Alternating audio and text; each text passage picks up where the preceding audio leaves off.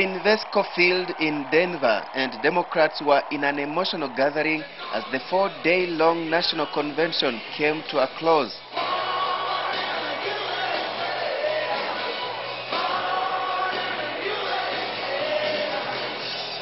Rockstars warmed up the audience as Senator Obama's supporters from all walks of life braved the sunny afternoon to give him the moral support he so dearly needed. Surprisingly, among the enthusiastic participants was this Kenyan, Dr. Imbira Gikonyo, who had traveled all the way from Nairobi to witness the occasion.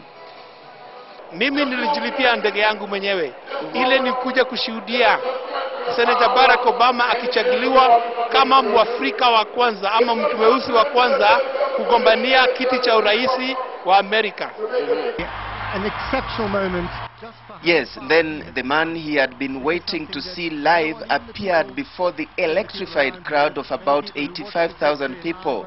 Senator Obama's first announcement was what everyone had been waiting to hear. And to all my fellow citizens of this great nation, with profound gratitude and great humility, I accept your nomination for presidency of the United States.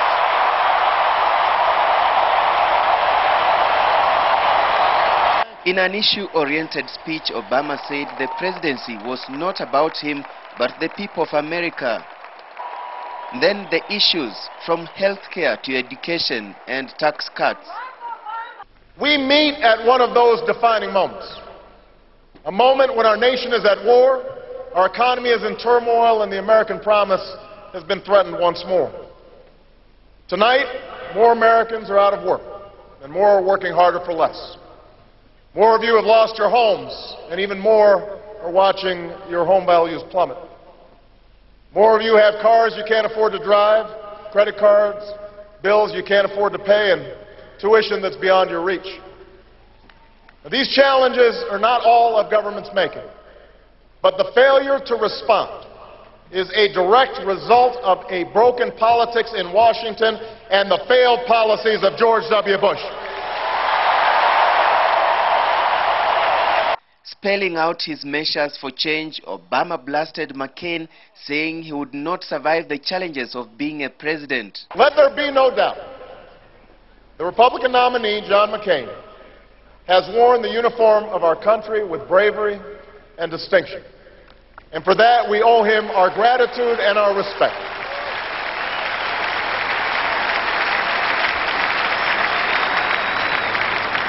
And next week, we'll also hear about those occasions when he's broken with his party as evidence that he can deliver the change that we need. But the record's clear.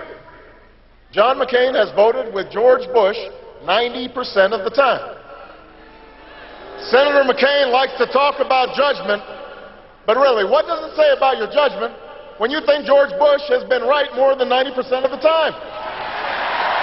Obama spoke of his family, but avoided mentioning the Kenyan side of the family. 4 years ago, I stood before you and told you my story of the brief union between a young man from Kenya and a young woman from Kansas who weren't well off or well known, but shared a belief that in America their son could achieve whatever he put his mind to. It is that promise that's always set this country apart, that through hard work and sacrifice, each of us can pursue our individual dreams, but still come together as one American family to ensure that the next generation can pursue their dreams as well. That's why I stand here tonight. Because for 232 years, at each moment when that promise was in jeopardy, ordinary men and women, students and soldiers, farmers and teachers, nurses and janitors, found the courage to keep it alive. Then, just after ending his speech, the stadium was brightened by these fireworks. And those fireworks officially ushered in the last journey and the toughest journey in the battle for White House, with Obama promising to put up a fight and make sure that he leads this nation to greater heights. Alex Chamwada, Citizen TV, at the Invesco Field in Denver.